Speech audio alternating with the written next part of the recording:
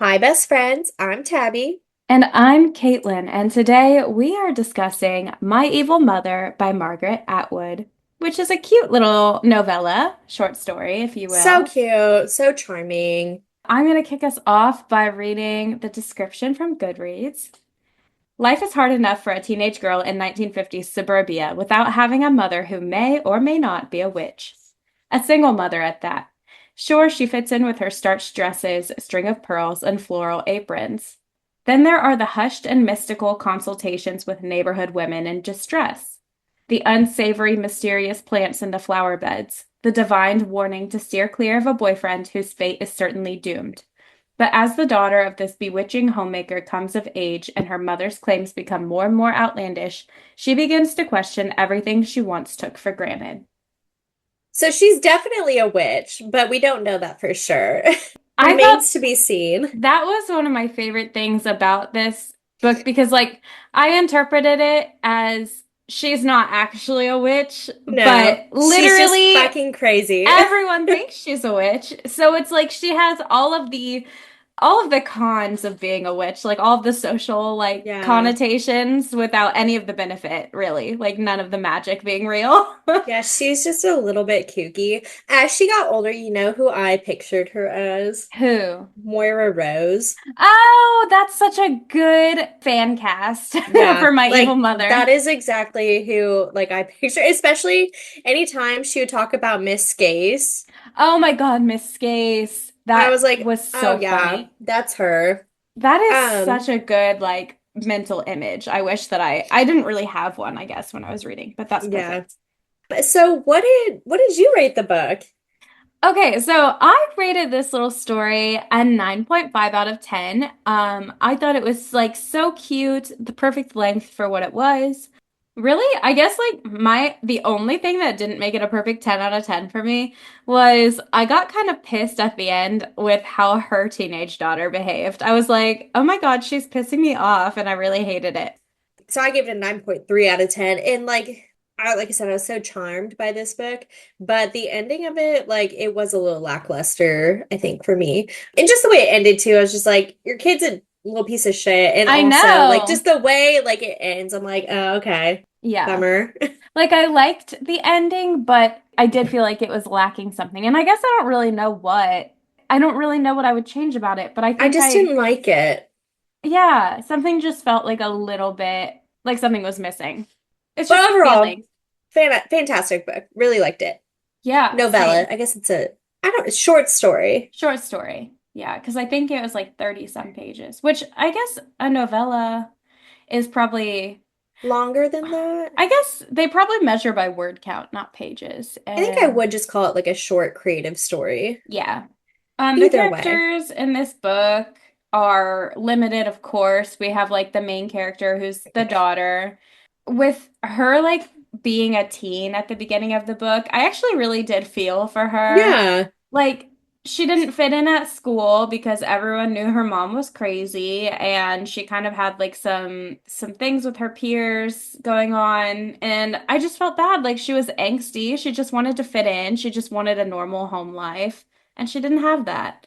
And then when she grew up, like it didn't really get that much better because then she had like this strained relationship with her mother into adulthood as well. And I just felt bad. Right. And I just like was trying to put myself in her shoes as well because it's like if I were that age and like I have a very amazing mother, but like if she were very like kooky and loony like that and like kids were already making fun of her and then on top of that, like she's like, you got to break up with your boyfriend. It's like that would be my last straw. I know, I felt so bad It's like because she like already doesn't have friends. and like obviously, yes, there is a layer to like she is a teenage girl. She was being dramatic in Yeah. some ways, but in a lot of ways like she was not. She was not overreacting. Like her mom was being difficult. And honestly, like I can't imagine how I would handle that as a teenager. Like if I was being raised by a mother, like a single mother who genuinely seemed like mentally unstable, you Which know? I think she was. Yeah, I mean, Like she was mentally you unstable. have to be to some degree to like fully commit to this like bit that you're a witch Yeah. and you know, like let's talk about her mother. So, yes, a lot of the shit she did was, I mean, we know as the reader, like with this like lens that we're looking at the story, we know that the choices she made were probably not the best. But say what you will about this woman, she definitely loves her daughter. She was a good mom. She was a good mom, and like she didn't make necessarily the best choices, but everything that she did was because she thought it was best for her daughter in that Yeah. moment. And I just like can't imagine like she gave up like everything else, any other like social relationships. Like she was never going to find a man in the 1950s. No. Everyone thinks she's a witch. And I mean, maybe she never wanted to find another man again. She Maybe really leaned into that. she did. She was like, you know what? I like being the crazy independent woman. And maybe she was happy. Yeah, she's like, no one bothers me, and it's just me and my girl and our little lawn gnome out on the Yeah. front. And her little father, Gnome. Yeah, she thought she was doing what was best. It just wasn't always actually what was best. She was doing her best though. And then we have the father who truly I felt so bad for. He had a Like, rough go of it. it sounds like he also obviously made some very poor decisions in his youth and suffered the consequences. He did his time. I think he truly felt remorseful for it. Just Yeah. the thing that killed me was that he finally reconnects with his daughter, right? Hmm. And then lays just all the shit on her. He's like, I also have another family. I'm not going to tell them about you. Yeah. Also, I have cancer. Yeah. And it's like, damn. And on top of all of that, he's like, "Did you get my like birthday gifts and my cards?" And no, she didn't because her mom pretended that the universe was just delivering those things to her. Yeah, It's fucked up. Like, I feel bad for everyone involved because, again, everyone is making the decisions. Like, her mother did all that, like, right, protected her from her father because she thought that's what was best. She saw that man as someone who was not good for her daughter. And maybe he wasn't. I don't know. What did he go to prison for? I don't know. Maybe it was something terrible. But like the way the book like presents him is like he's not a bad guy. So then we get to right, that point and it's like, oh, it's fucked up. Like maybe they could have had a relationship when right. she was a teenager. Well, and especially the fact that like when he does pass away, like her mother like truly mourned him as I well. know. And it's like you made this man to seem like made him out to be a bad guy and like you loved him and like you could they could have had like a supervised relationship. I know. It's honestly heartbreaking because, again, there was something holding her back from allowing him back into their lives. Like, she was just like, no, like, it's not what's best for my daughter, even though it very I well could guess have we'll never been. know, yeah. Yeah. Yeah, that made me sad. But there truly was just a lot packed into this very, very short story. It did come full circle. We get to see why the mother like made the decisions that she did, and then in turn, like her kind of use the same tactics like on her own children as they get older. And so I feel like that was very like rewarding. It was. Her daughter, though, was a little bitch. And like, hey, let her go out and run in the dark with that man, see what happens. Yeah, she'll Uh, learn. fuck around and find out. No, but I actually like I got like really emotional at the end whenever she was like her mom was like straight up on her deathbed and she was, confronting her. She was like, "Hey, like shoot me straight. You're dying. Like was all of this a fake?" And she's like, "Yeah, but did you feel protected though?" And I was like, "Oh my God." She just wanted to protect her little girl. But then she had to just like twist it a little bit because she was like, "Man, I can't believe that you were just faking all that." And she's like, "What do you mean?" Yeah, she's like faking it. What are you talking about, Like, girly? what do you mean? And then she just died. Actually, I at first I did interpret it that way, but the word that she uses wasn't actually fake, it was invent. And bent. So, which could mean faking it. So that is the way I took it the first time I read it. But Hmm. then I reread that sentence and I was like, invented it. I was kind of thinking her mom was like, "Oh, I'm not the first mother who's done Her this." mother did that to her, Yeah, and she's like, yeah, "This wasn't my idea." So then maybe. I was kind of like, "Yeah, she's saying every mother does this for her daughter." And then she ends up doing it for her daughter. Well, and it would make sense too why she's like, yeah, I can skip a generation because it's like maybe someone else will have like a different parenting style than that. Like, Yeah, or maybe someone will have like a healthy family life and they won't yeah, need to who pretend to be a knows, witch. truly? Because we know nothing of her grandmother, so Exactly. Yeah. Yeah, this is so good. There's so many interpretations. her mom was so fucking funny though. Like, Yeah. I know she was supposed to be a very like gray character where it's like she did some things that were questionable, but other things that were very good. But like she was a stunning and fabulous woman. Yeah, and I would love her as long as she's not my mother, you Yeah. know? I would love to visit my friend's house and that be their mom. Like, Yeah, same. I would be like, God, I love your mom. I thought that it was so funny, the whole, like, her lying and saying that her father was turned into a garden gnome. Hilarious. Like, that's just a classic goof around bit. That's so funny. And she's like, go ask your dad if you can have ice cream. and then when she does, and she's like, yeah, dad said yes, she's like, oh, okay, good. Did you hug him? And she's Yeah, like, yes, I hugged the gnome. it's good to say thank you. Very And good. I was like, you crazy bitch, I love you. I know. It was also so funny when she was like telling her to break up with Brian. She was like, Brian must go, like, if not off the planet, then out of your life.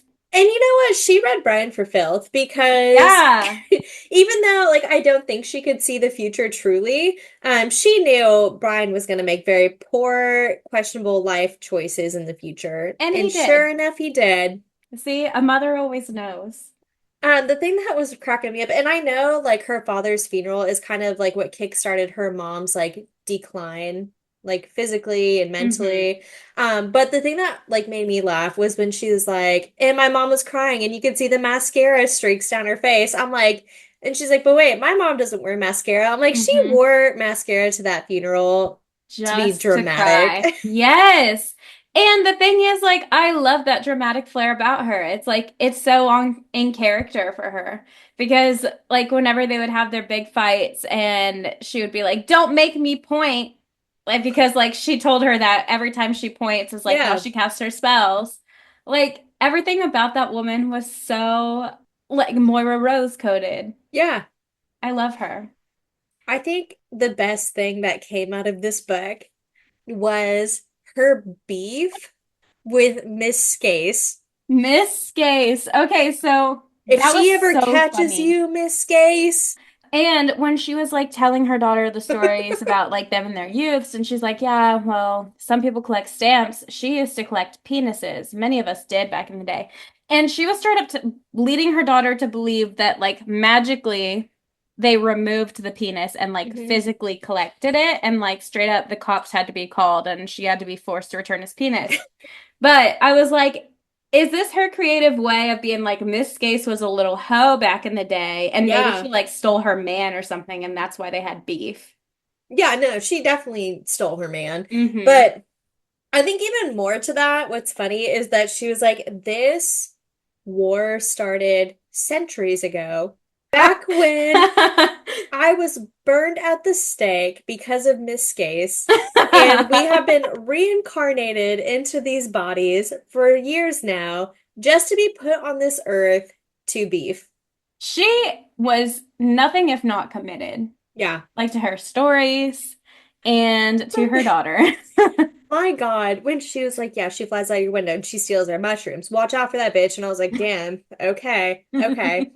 But when she's giving birth to her child, she's like, yeah, I just fucking saw Miss Scase dressed as a nurse And staring into the preemie window. She's like, you better watch your back. she is gonna kidnap your baby. And she's like, girl, she died years ago. And she's like, yeah, maybe in this mortal world, but She's like, bitch, I told you she's reincarnated as fuck. oh my God, I was cracking up. It was so funny. One of my favorite quotes from this book, completely out of context, is she says, I'll say a word here about my husband, a lovable individual who has improved with time. And I was like, you know That's what? so real. That's so real. That describes every husband. And that was all she would say about him. That I'll say a man, word here about my she's husband. like, I love my husband, but he's not the star of the show here. She's like, and moving on. This is a story Anyway, about women. my children never heard of him. We do have a discussion question, just one, because it's a very short book. It is, again, a short story. So, my question for you is, in what ways did this story make you think of or relate to your own relationship with your mother? It actually wasn't even necessarily my mother that this made me think of. It actually made me think of my grandma, which so Oh, my okay. mom's mom. Mm-hmm. Um, because she would do some of the same shit, not to the extent that her mom did. But like the way that she would tell stories or the examples she would give us would just be so like outlandish or far-fetched that we Uh-huh. would be like, holy shit, like we're gonna die like an early death if we do these things because like our grandma told us so. Which I think is why my mom is the way that she is.